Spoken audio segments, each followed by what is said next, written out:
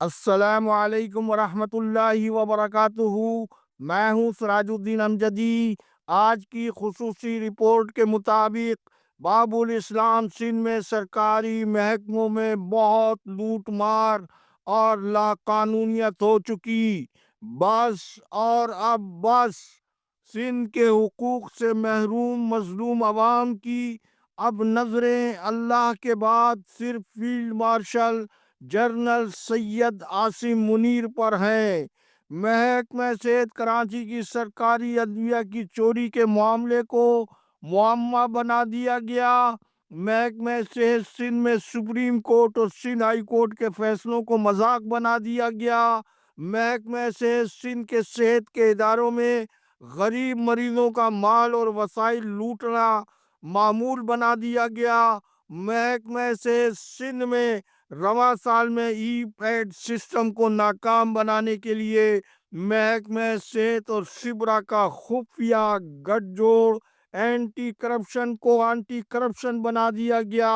جن ناظرین نے اب تک چینل کو لائک اور سبسکرائب نہیں کیا ہے وہ صحت کے سرکاری، نجی اور عالمی خبروں اور سرگرمیوں سے بر وقت باخبر رہنے کے لیے پہلے چینل کو لازمی سبسکرائب فرما لیں، اور جن دوستوں نے چینل کو سبسکرائب کر لیا ان کا تہ دل سے شکریہ۔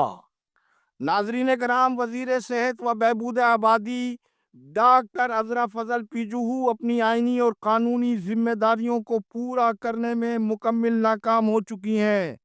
لیکن محکمہ صحت سندھ میں پھر وہی پرانا کھیل دہرایا جا رہا ہے۔ طویلے کی بلا بندر کے سر باندھنے کی تیاری، سیکریٹری صحت کو تبدیل کرنے کی اندرون خانہ مہم کی باز گشت۔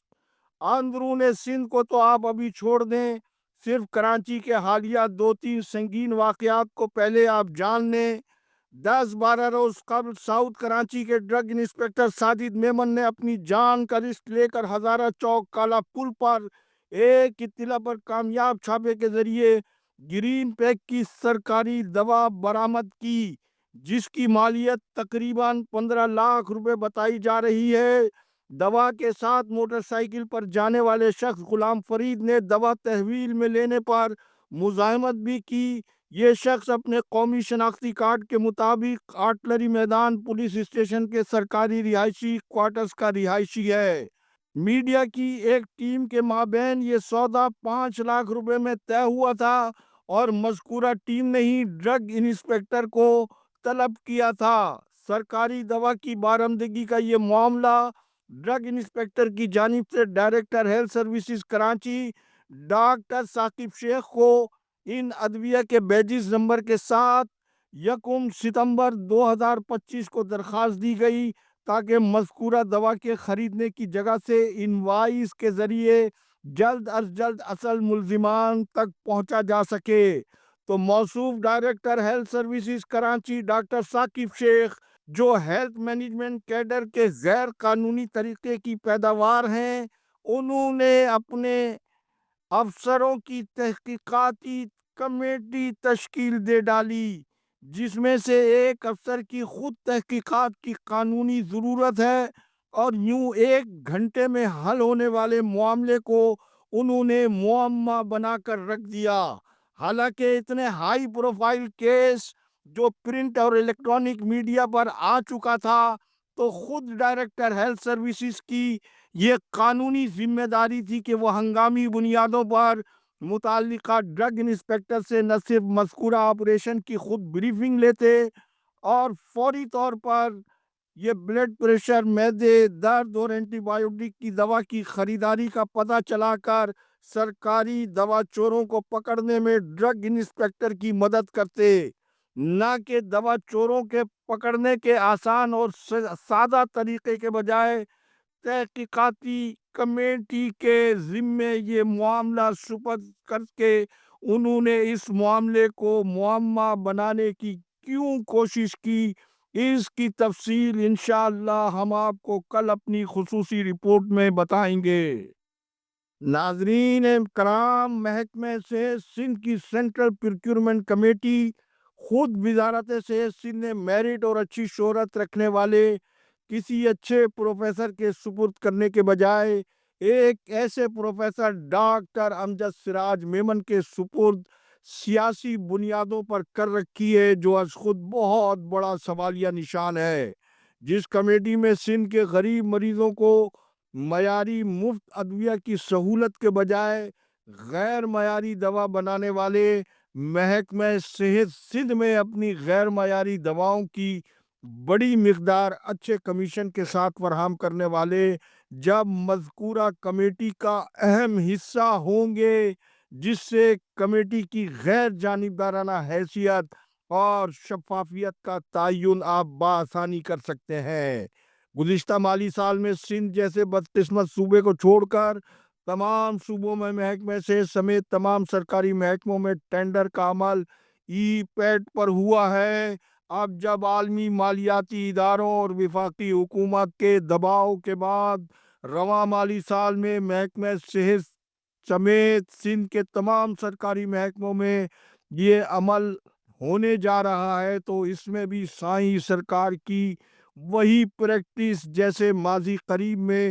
حکومت سندھ نے محکمہ صحت کی اہم اور کلیدی اسامیوں پر من پسند افسروں کی تقرریوں کے لیے اہلیت کے جو اشتہار ڈیزائن کر کے انہیں مشتہر کیا تھا، جس سے کسی دوسرے امیدوار کے آنے کی گنجائش ہی نہیں تھی، وہی کھیل محکمہ صحت کے پالیسی ساز افسران اور سپرا کے خفیہ گٹھ جوڑ کے ذریعے کھیلنے کا انکشاف ہوا ہے۔ اگر خدا نخواستہ ایسا ہوا تو یہ عمل نہ صرف عالمی سطح پر بلکہ قومی سطح پر بھی نہ صرف ہماری قومی معیشت، اندرونی استحکام، بلکہ غریب مریضوں کے مفادات کے لیے بھیانک المیے سے کم نہ ہوگا۔ واضح رہے کہ گزشتہ مالی سال میں محکمہ سے سندھ میں ای پیٹ پر بمشکل 20% عمل ہو پایا تھا۔ ای پیٹ کے حوالے سے مزید تحقیق خیز تفصیل انشاءاللہ کل کی خصوصی رپورٹ میں ضرور جانیں۔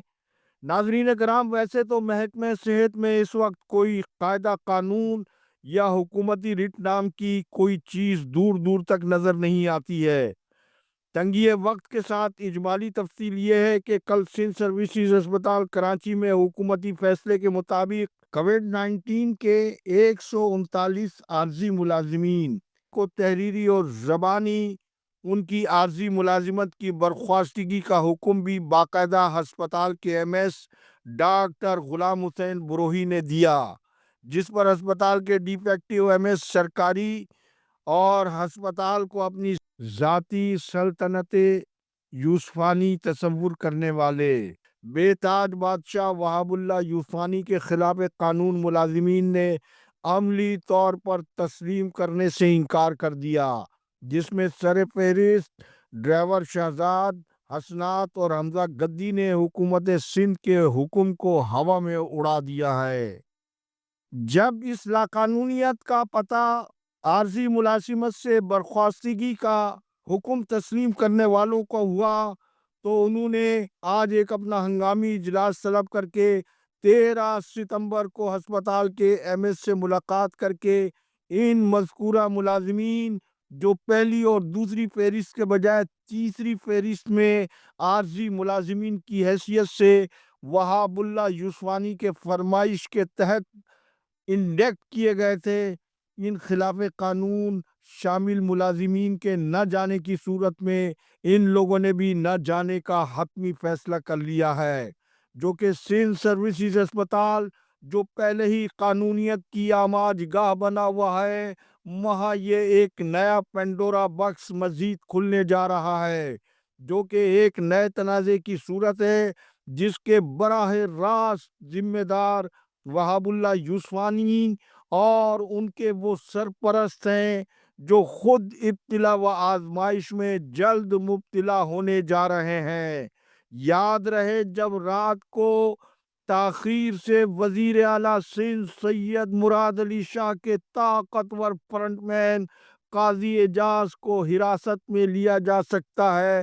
تو یوسفانی اور ان کے سرپرست اعلیٰ بھی خود صورتحال کو اچھی طرح سے سمجھ سکتے ہیں۔ فی الحال تو ڈرائیور شہزاد غیر سرکاری حیثیت میں صدر، وزیر اعظم، chief justice of Pakistan Prince Karim Aga Khan اور بوریوں کے روحانی پیشوا کی جو VIP ڈیوٹی